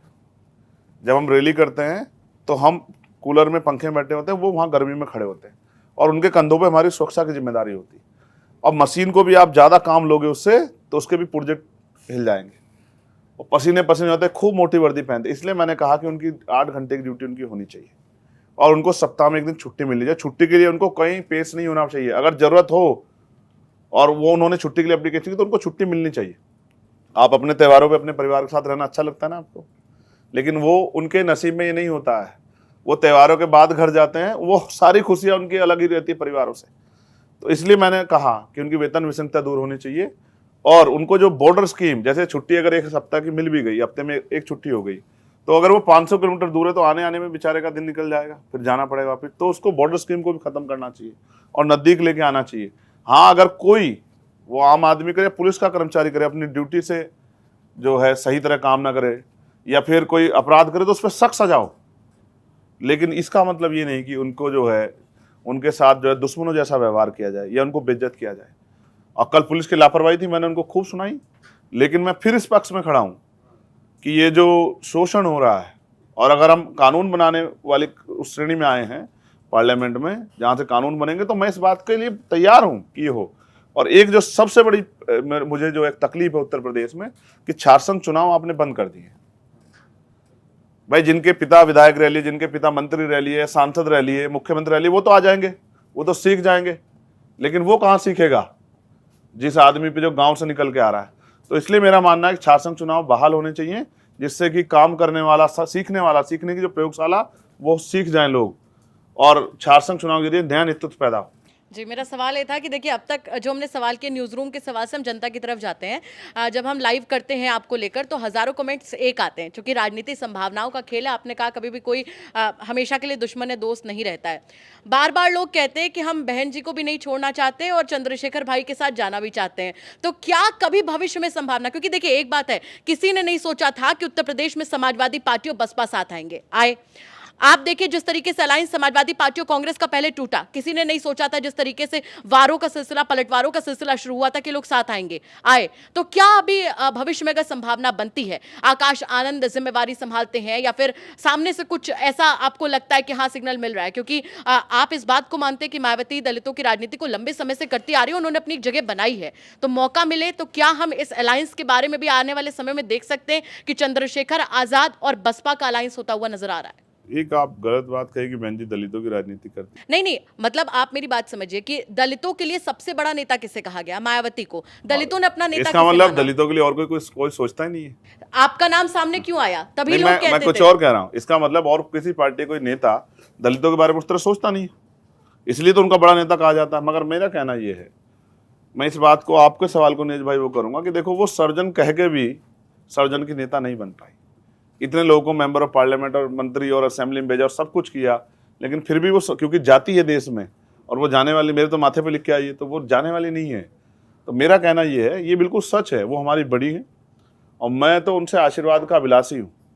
वो उनकी गिनती अब उनमें नहीं है कि वो चुनाव में जाए और उनके ऊपर कोई टिप्पणी करे। वो हमारी बड़ी नेता है, वो हमारे महान पुरुषों में आती है। मैं तो चाहता हूँ कि वो आराम करे और उनका बाकी काम वो हमें भी सिखाए और उनके नेतृत्व में हम लोग इस काम को आगे बढ़ाएं। मैं तो चाहता हूँ, लेकिन अब मेरी समझ में नहीं आता कि ये क्यों नहीं हो पा रहा है। और मैं तो यूपी तक वालों का धन्यवाद करूंगा अगर वो हमारी बातचीत करा दें।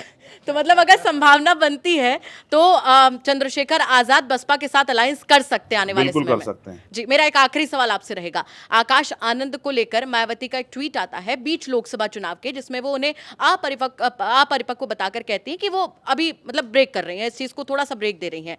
तो क्या, क्योंकि कहा गया कि आकाश आनंद के जो दमदार भाषण थे, जिस तरीके से वो भाषण दे रहे थे, वो बहुत हद तक शैली चंद्रशेखर आजाद से मैच कर रही थी। पढ़े हुए भाषण। जी, पढ़ के बोले हुए भाषण। नहीं, आक्रामक अंदाज, आपने मेरी बात पूरी नहीं होने दी। अच्छा। आक्रामक अंदाज, माफी चाहता हूं। ये जनता की बात है। तो आक्रामक अंदाज चंद्रशेखर आजाद से मैच कर रहा था। तो क्या आपको लगता है मायावती का ये जो फैसला था, ये गलत था बीच लोकसभा चुनाव के लिए, या फिर अगर उन्हें लेना ही था तो इस पर्टिकुलर वर्ड को अवॉइड किया जा सकता था? आपने शेर देखा है कभी? शेर, एक शेर वो होता है जो जंगल में रहता है और एक वो होता है जिसको शेर जैसा लिबास पहना दिया जाता है। तो किसके लिए आप कह रहे हैं शेर जैसा? मैं कुछ नहीं कह रहा, मेरी बात पूरी नहीं हुई अभी। मैं सिर्फ आपसे ये कह रहा हूँ कि उन पे जो मुकदमा वो किसी ने लिख के दिया उनको कि ये बोलना है। आपने देखा होगा, उस लिखे को बोल रहे थे, उनके अंतर्मन की आवाज नहीं है। वो नहीं जानते जमीन पे क्या है सच, वो नहीं जानते कि लोग कहाँ हैं और उनकी समस्या क्या है। उनको जो लिख के देता है वही बोल देते हैं। अब पता नहीं कोई ऐसा होगा जिसने कोई उनका नुकसान चाहता होगा, उन्होंने लिख के दे दिया जिसमें मुकदमा दर्ज हो गया। तो मतलब मायावती ने जो एक टर्म यूज किया, इसलिए उन्होंने कहा, जी, जो अपरिपक्व, शब्द यूज किया, हाँ, आपके हिसाब से सही था वो? अब फिर मैं अब उन्होंने कहा, अब मैं उनको इतनी बड़ी नेता गलत साबित कर दूं क्या? आप क्या चाहते हो, मैं कहूं कि वो गलत है? नहीं, मैं ऐसा नहीं कह रहा। वो गुमराह हो सकती है लेकिन गलत नहीं हो सकती है। तो उन्होंने जिसको अपने नेतृत्व में तैयार किया, वो उसकी क्वालिटी क्या है और उसकी क्षमता क्या है, तो वो बेहतर जानती हैं। मैं जानता हूं आजाद समाज पार्टी कौन सा कार्यकर्ता कितनी क्षमता रखता है, लेकिन जिसको आपने जिम्मेदारी सौंपी तो आपने क्या सोच के दी थी जिम्मेदारी? आपने उसको उत्तराधिकारी घोषित कर दिया, राष्ट्रीय कोर्ट क्या समझ के बनाया? ये क्या आपका सिर्फ परिवार का प्रेम था? क्योंकि आपने कहा कि वो परिपक्व, हमने नहीं कहा। हमने तो कहा कि छोटा भाई है। और अभी धीरे धीरे सीखेगा। और ये भी एक आर्ट है, ये ऐसे नहीं आता हवा से आ जाता हो, ये संघर्ष करके आता है। आप सिखाएंगे मौका मिला तो? मैंने तो उनसे कहा छोटे भाई भीम आर्मी ज्वाइन कर ले तो सीख लेंगे। चलिए शुक्रिया। उनकी तरह भाषण देने वाले हमारे यहाँ बहुत सारे साथी हैं और मुझे उनकी शैली बड़ी पसंद आ रही थी वो, और मैं सोचता हूँ थोड़ा सीख जाएंगे तो फिर वो बिना पढ़े बोलेंगे तो बहुत आनंद आएगा। नहीं, बहुत बढ़िया बात थी चंद्रशेखर जी। मेरा सवाल हालांकि पूर्वांचल से रहेगा। अब क्योंकि आपकी जीत की चर्चा हर जगह हो ही रही है, तो जैसा कि आपने बात की पिछड़े दलितों के समाज की बात की और उनके उत्थान की बात की, पूर्वांचल में दो बड़े नेता ऐसे थे जिनका दावा था कि वो मतलब भाजपा को अच्छी खासी जो है इस बार जीत दिलाने का दावा कर रहे थे, जिसमें ओम प्रकाश राजभर और निषाद समाज से निषाद पार्टी के अध्यक्ष थे। तो क्या लगता है इस बार उनका, क्योंकि उनके पास तो बिल्कुल एक भी सीट नहीं आ पाई, तो क्या लगता है उसके पीछे कारण क्या हो सकता है? मैं तो अपना काम कर रहा था, मैंने ज़्यादा इस बात पे फोकस नहीं किया। और मैं पूर्वांचल में गया था एक ही सीट पे, एक और सीट पे गया था, वहाँ के परिणाम अच्छे नहीं हुए क्योंकि मैंने उनको किसी चीज़ कुछ चीज़ के लिए मना किया था, वो मेरी बात माने नहीं। एक नेता जिन हमारे साथी हैं पुराने, मैं उनकी मदद करने गया था, तो मैंने उनसे कहा था कि कुछ चीज़ों से आप परहेज करना, तो माने नहीं। तो मुझे इसलिए लगता है इसलिए परिणाम खराब हो गए, वरना बहुत सा चुनाव लड़े और जहाँ हम लड़े हमारा पूरा फोकस कैलकुलेटिव अपनी सीटों पे था। तो बाहर क्या हो रहा है उसके लिए मुझे बहुत जानकारी नहीं, मैंने जो संगठन को आदेश देने थे जो वो मैंने दिए, तो अब उनको देखना है। शब्दमान काफ़ी चल रहे हैं उत्तर प्रदेश में, लेकिन मैं फिर आपसे कहता हूँ कि एक नैतिकता है, गरिमा उसको बना के रखना चाहिए, उसको क्रॉस नहीं करना चाहिए, क्योंकि बाद में फिर आपसे फिर किसी दोस्ती हो जाए तो फिर वो नहीं होती अंदर मन से दोस्ती। जब आप इस तरह की भाषा यूज कर लेते हैं, अगर मुझसे भी पहले किसी के लिए बुरा कहा गया तो मैं उसको सुधार कर लूंगा, क्योंकि मैं राजनीति में नया आदमी। लेकिन जो राजनीति में पुराने आदमी, उनको नहीं करना चाहिए ऐसा व्यक्तिगत टिप्पणी और बहुत सब चीज़ें। मैं उससे काफ़ी दूर रहना चाहता हूँ, क्योंकि मैं नहीं चाहता कि हम अपनी मुद्दों से हट जाएं, किसी और उस पर जाएं। तो उनकी पार्टी, उन्होंने जो किया उनका फैसला, मैं कुछ नहीं कह सकता। उनके लिए मंगल कामना ही कर सकता हूँ कि मंत्री बने नए नए तो थोड़ा सा काम करे जनता के लिए। हालांकि अभी तो बने नहीं हो वहाँ से। नहीं, मंत्री बिल्कुल। हाँ, मंत्री हैं। मैं समझ गया। इसके अलावा एक और आपने बात की अभी बदले बदले चंद्रशेखर की, तो डीपी भी चेंज हो गई। पहले जहाँ मूंछों पर ताव था, अब जो है हाथ जोड़कर आप पोस्टर लगाए हैं। आप देख रहे थे क्या? बिल्कुल। अच्छा। पत्रकार है, काम पूरा है। अच्छा, वो मैं नहीं बनाता हूँ। मैं झूठ कह दूँ कि वो भी मैं बनाता हूँ, तो वो अच्छा जनता के सामने तो झुकना ही चाहिए। और ये मूछे जो हैं या ये तेवर जनता के लिए नहीं है यार भाई, ये उनके लिए हैं जो जनता का अपमान कर रहे हैं, जो जनमत का अपमान कर रहे हैं, जो संवैधानिक संस्थाओं का अपमान कर रहे हैं, जो गरीबों को सता रही है, उनके लिए। ये किसी गरीब के लिए नहीं है, ये हर उस व्यक्ति के लिए है जिनको मेरे सहारे की जरूरत है, जो मुझसे उम्मीद करे बैठा। छोटा सा सवाल मेरा है आपसे कि एक कहावत काफ़ी प्रचलित थी यूपी में कि मुलायम सिंह खुद तो बहुत बड़े नेता बने, पर अपने साथ साथ उन्होंने किसी को उतना बढ़ने नहीं दिया। जैसे अब आज़ाद समाज पार्टी का जब जिक्र होता है तो आपका नाम सबसे पहले आता है, तो आप अपनी पार्टी में इतने स्पेस देंगे किसी नेता को कि वो आपके पहले लाके खड़ा हो और मजबूती से संगठन को आगे बढ़ाए? अभी भी है। नहीं, पर कोई अगर हम जिक्र करते हैं तो कोई 5 बड़े नेताओं का ऐसा नाम सामने आता नहीं है आज़ाद समाज पार्टी से। आज़ाद समाज पार्टी में आप आज़ाद समाज पर इतना ध्यान देते कहाँ हैं? नहीं, अब तो देना शुरू करेंगे। अब देना शुरू करेंगे तो आपको दिख जाएंगे। हमारे यहाँ तो 5 नहीं 50 होंगे हमारे समकालिक, और जब हम बैठते हैं तो एक ही लाइन में बैठते हैं। और फिर कह रहा हूँ, हमारे अलग अलग कुर्सी नहीं गिरती, और हम तो आज भी उस सोफान लगने थे कुर्सी लगवाते हैं। नहीं, देखिए आप अपनी पार्टी में स्पेस देंगे? हाँ बिल्कुल देंगे। क्या आपके समकालीन कोई खड़ा हो जाए? यस, जरूरी है। अकेला चंद्रशेखर कहाँ जाएगा? तो चंद्रशेखर जैसे हजारों लोग होंगे तो बहुत बड़ा बदलाव हो जाएगा। आप बहुत देर से परेशान होते इस सवाल को पूछने के लिए, आपका नंबर कब आ जाए। आप भरोसा करो, हम तो लोकतंत्र को मानते हैं। हमने तो कहा किसी पार्टी में नहीं हो सकता है कि वो स्टेट पे छोड़ दें कि आप तय कर लो लाइंस किससे करना है और किसको लड़ाना है। किसी पार्टी में नहीं हो सकता है। अगर हो सकता है इतना लोकतंत्र कहीं है तो आज़ाद समाज पार्टी में। चंद्रशेखर भाई, मध्य प्रदेश की बात जरा कर लें, थोड़ा यूपी से अलग हटके। सितंबर में एक रैली होती है, वहाँ पे जयस के साथ मिलके, जयस बाप पार्टी सारी पार्टियाँ मिलके, और आप उसमें एकदम अगुआ थे उस रैली के। और एकदम मतलब चुनाव के ठीक पहले, विधानसभा चुनाव के ठीक पहले की बात है, और वो बहुत ज़ोरदार रैली थी। वो देश भर में उस रैली की चर्चा हुई थी, और एक उम्मीद बनी थी मतलब मध्य प्रदेश की जनता को कि मतलब हमारे लिए एक और नेता है जो खड़ा है। और आप बाद में आप उज्जैन में एक जो मतलब दलितों के साथ एक हुआ था, मूर्ति तोड़ी गई थी, उसमें भी आप पहुंचे थे वहां भी, और तमाम जगहों पे आपने, छतरपुर में भी कुछ आंदोलन किए। लेकिन विधानसभा चुनाव में आपके प्रत्याशी उतरे, चुनाव भी लड़ा गया। उसके बाद जब ये लोकसभा चुनाव आता है तो चंद्रशेखर आज़ाद बिल्कुल वहाँ नहीं दिखते हैं, आज़ाद समाज पार्टी वहाँ बिल्कुल नहीं दिखती है। एक पार्टी वहाँ उभर के आती है दलितों और आदिवासियों के लिए, बाप पार्टी, उनकी मतलब उपस्थिति समझ में आती है। तो आखिर ऐसा क्यों हुआ कि मतलब आप मध्य प्रदेश में एकदम बिल्कुल गायब रहे, खासकर लोकसभा चुनाव के मद्देनज़र? देखिए, ये तय हुआ था पार्टी में कि हम इस बार का चुनाव 1 या 2 सीटों पे लड़ेंगे, या अलायंस में जो हमें स्पेस मिलेगा उसके साथ लड़ेंगे। मैं बिल्कुल स्पष्ट कह रहा हूँ। तो इसलिए बहुत तैयारी नहीं हो पाई, और बिना तैयारी के चुनाव में जाना, इतने आर्थिक साधन नहीं है हम लोगों पे। तो जहाँ तैयारी थी वहीं जा सकते थे। इसलिए ये पार्टी की पॉलिसी में तय हुआ था। ये मेरा किसी एक व्यक्ति का फैसला नहीं है। और फिर उसके बाद उन्होंने कुछ सीटें लड़ाने का भी वो किया, तो फिर उसमें पार्टी के लोगों ने भी पार्टिसिपेट किया। लेकिन चुनाव, फिर आप समझो, जब सबको मना कर दिया था कि उस तरह की तैयारी ना करके चुनाव नहीं लड़ रहे हैं, तो फिर उस तरह से तैयारी, क्योंकि बड़ा चुनाव है, बहुत रिसोर्स लगते हैं और बहुत टीम लगती है, तो इसलिए नहीं हो पाया। जो पैसा वहाँ के प्रदेश के लोगों ने जुटाया था, वो पैसा हमारे चुनाव में काम आ गया, इस वजह से नहीं लड़ पाए। चुनाव महंगा है, इतना आसान नहीं है। मैं आपको बिल्कुल स्पष्ट करूँ कि भारतीय लोकतंत्र में बहुत सारी अभी के समय बहुत खामियां हैं, कि पैसे वाले लोग ही चुनाव लड़ सकते हैं। पर्चाई भरना हो तभी भी कुछ बहुत सारे पैसे की जरूरत है। गरीब कहाँ लड़ सकता है जिसके पास पैसे नहीं? और फिर बहुत सारी चीज़ें हैं जिनको, अगर आपको सोचे, आपको हेलीकॉप्टर से कोई रैली करनी है तो लाखों रुपए तो उसकी परमिशन में लग जाते हैं।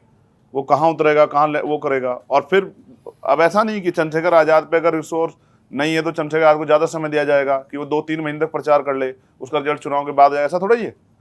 तो सेम समय है, तो इसलिए सब जगह नहीं लड़ पाए। लेकिन आगे भविष्य में ये तय हो गया कि अब सारे चुनाव लड़ेंगे। उन वंचितों का क्या होगा जिनको आपने एक उम्मीद बंधाई थी, वो कैसे, मतलब उनके लिए विकल्प क्या होगा? भाई वहाँ बीजेपी है, जैसे बीजेपी और कांग्रेस की एक बात हो रही थी अलायंस के। आपने विधानसभा के दौरान ये बात हुई थी कि भाई कांग्रेस के साथ आप लोग गठबंधन करके और अपनी उपस्थिति दर्ज कराएंगे, तो उनका क्या फिर होगा? फिर वो किस तरह से उम्मीद रखें? नहीं, सिर्फ चुनाव लड़ना नहीं होता, जिनके खिलाफ आप लड़ रहे हैं पूरे देश में या यूपी में लड़ रहे हैं, उनके खिलाफ वहाँ कैसे आप खड़े होंगे या खड़े कर पाएंगे? देखिए, फिर मैं आपसे कह रहा हूँ, हम चुनाव लड़े असेंबली का, जीते नहीं, लेकिन मैं स्पष्ट कर दूं कि सिर्फ चुनाव लड़ना राजनीति नहीं होती है।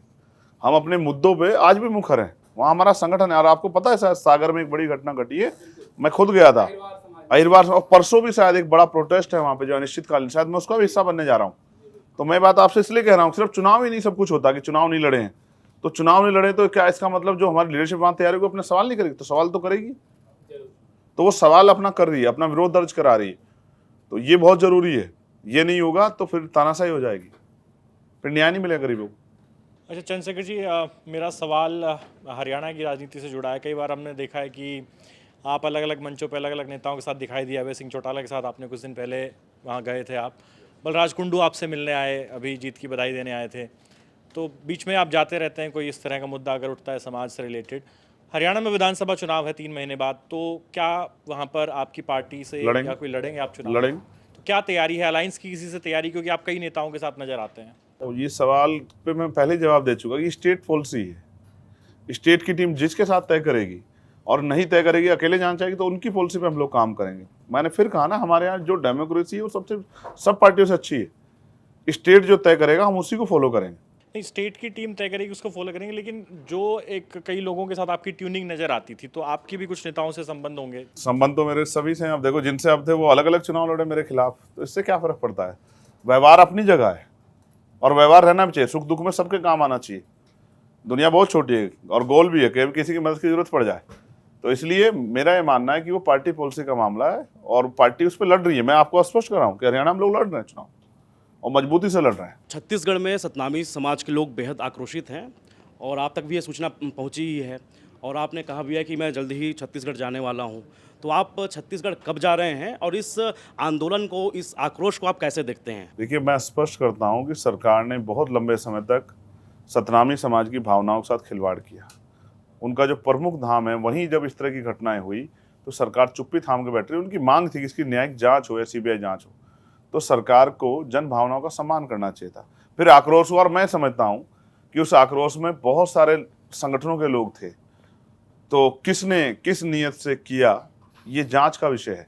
लेकिन इसके नाम पे सरकार अगर सतनामी समाज को टारगेट करके उनको नुकसान पहुंचाएगी या उनको कमज़ोर करने का प्रयास करेगी या उनको सताने का काम करेगी, तो ये स्वीकार्य नहीं है।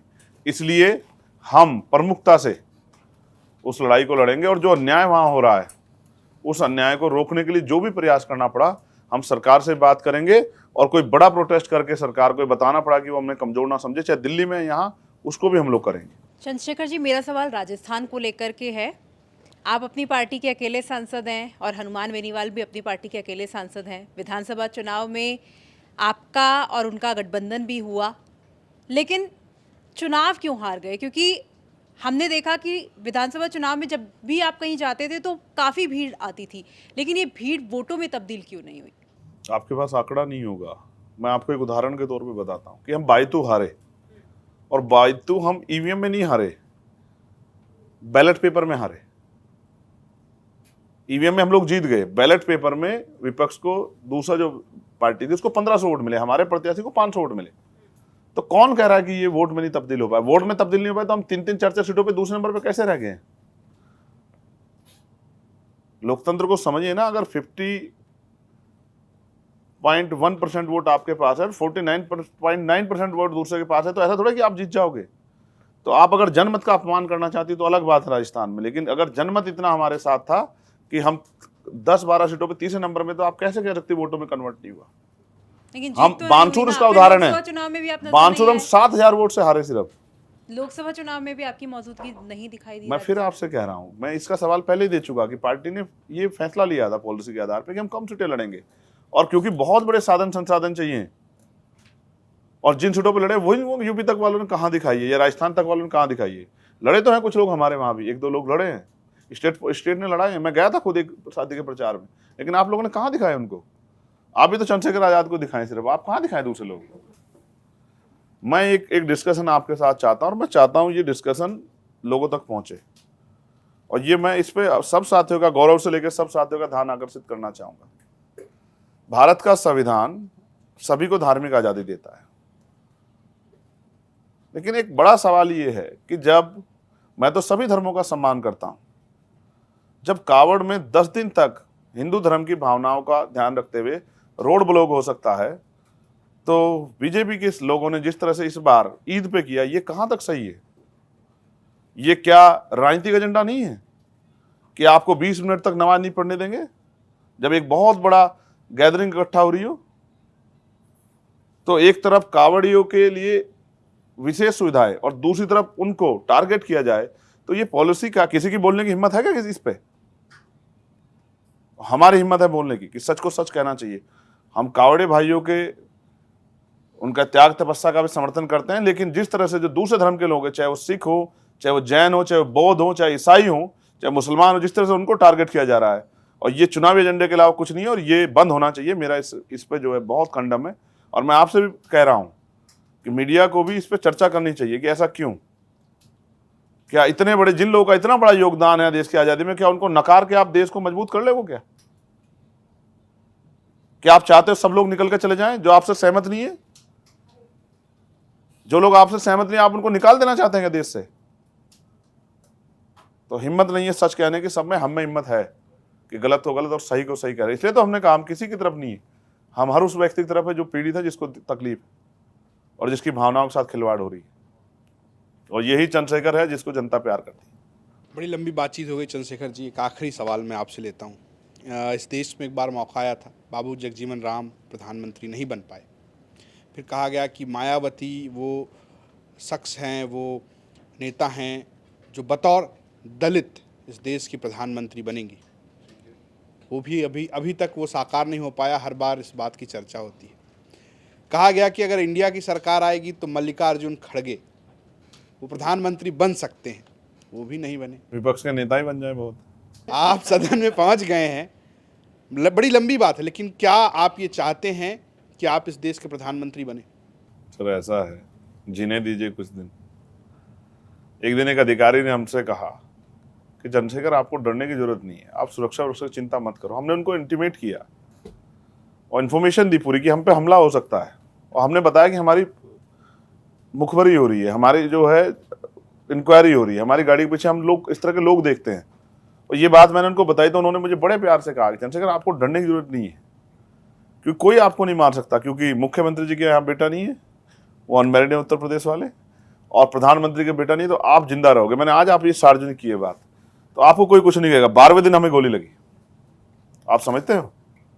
अगर कहीं लोग, मैं आज कह दिया तो पता लगा कि कल फिर सुबह जो है कहीं गोली लग रही हो, यार ऐसा मत करो, ठीक है? जो लोग प्रधानमंत्री, कितने लोग रेस में थे, कितने लोग बने, आप जानते हो ना।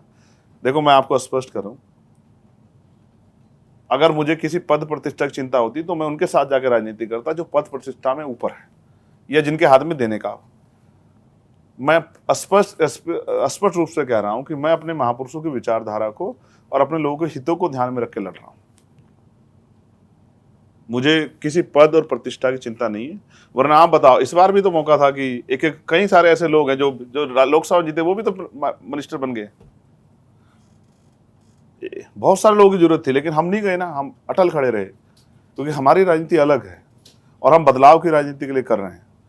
और क्योंकि बहुत लंबा समय हो गया, फिर किस दिन डिस्कशन में आएंगे तो बताएंगे कि 2 बड़े बदलाव क्या होने चाहिए देश में, 3, और जिस दिन ये होंगे तो बहुत लोगों के जीवन में बदलाव होगा। बिल्कुल, बहुत लंबा समय हो गया, इसलिए अब अलविदा कहने का समय आ गया। लेकिन एक आखिरी और मैंडेटरी सवाल ये कि हमसे बातचीत आपको कैसी लगी? और हमेशा अच्छी लगती है यूपी तक से बात क्योंकि बात यूपी तक की करते हैं और फिर राजस्थान, मध्य प्रदेश, छत्तीसगढ़ सब जगह चले जाते हैं तो कोई बैरियर नहीं, तो ये अच्छा है। और एक हेल्दी जो है टॉक था और काफ़ी आनंद आया। मैं भी यूपी तक के अलावा बहुत ज़्यादा जगह जाता नहीं, क्योंकि यूपी तक में एक तो मेरी एज के आसपास के लोग हैं, नीरज भाई को छोड़ के मगर ये भी अच्छा है कि मैं उनको, जब वो मुझे से सवाल करते हैं या मेरा जवाब सुनते हैं, तो मैं उनको महसूस करता हूँ कि वो मेरी बात को जिम्मेदारी से सुन रहे हैं। वो अपनी अपनी मेरे ऊपर नहीं थोपना चाहते, और वैसे मैं थोपने भी नहीं देता। लॉयर होने के नाते मैं आदत से मजबूर भी हूँ कि हम ही तो दलील कर, देखो अब तक हम दलील करते थे सड़क पे, जिनको न्याय नहीं मिल रहा उनके लिए। अब हम दलील करेंगे पार्लियामेंट में कि जिनको न्याय मिलना चाहिए था नहीं मिला। आज़ादी के इतने दिन बाद भी अगर लोग बुनियादी सुविधा से वंचित हैं तो सवाल बनता है। अगर आज भी जाति के आधार पर उत्पीड़न हो रहा है, धर्म के आधार पर उत्पीड़न हो, तो सवाल बनता है। आज भी अगर महिलाओं को अपमानित किया जा रहा है, रेप हत्याएं हो रही, तो सवाल बनता है। आज भी आदिवासी अपनी जमीन पे काबिल नहीं हो, तो सवाल बनता है। तो मैं आपसे ये कह रहा हूँ, आपने पूरा दलित प्रधानमंत्री सवाल, मैं जातिहीन समाज की स्थापना के लिए काम कर रहा हूँ। डॉक्टर अम्बेडकर ने अपनी किताब में लिखा एनिहिलेशन ऑफ कास्ट में, जातिहीन समाज बने, तो जातिहीन समाज बन जाएगा तो फिर शायद दलित प्रधानमंत्री की जरूरत ना पड़े आपको, क्योंकि कर्म के आधार पे अगर हम लोगों को सम्मान दे तो ये बहुत अच्छा होगा, ना कि जाति के आधार पे। लेकिन क्या करें यार, ये जाति ही नहीं है और ये अभी जाएगी भी नहीं, क्योंकि कमज़ोर ताकतों में समझौता नहीं। इसलिए हम ताकत बना रहे हैं कि जिस दिन हम कुछ ऐसा करें तो आप लोग फिर परेशान ना हो। फणेश्वरनाथ रेणु ने भी कहा कि जिसकी कोई जाति नहीं भी उसकी भी एक जाति। हाँ, और ये जाति नहीं, जो जाति नहीं। तो बिल्कुल बहुत बहुत शुक्रिया चंद्रशेखर भाई, आपने हमसे बातचीत की। साथ ही साथ दर्शकों से और अपने जो हमारे तमाम दर्शक हमें देख रहे हैं उनसे उनको एक जानकारी कि लगातार इसी तरीके से मंच पर हम एक एक करके नई नई शख्सियत से बातचीत करते रहेंगे और आपको रूबरू कराते रहेंगे। देखते रहिए मंच। नमस्कार।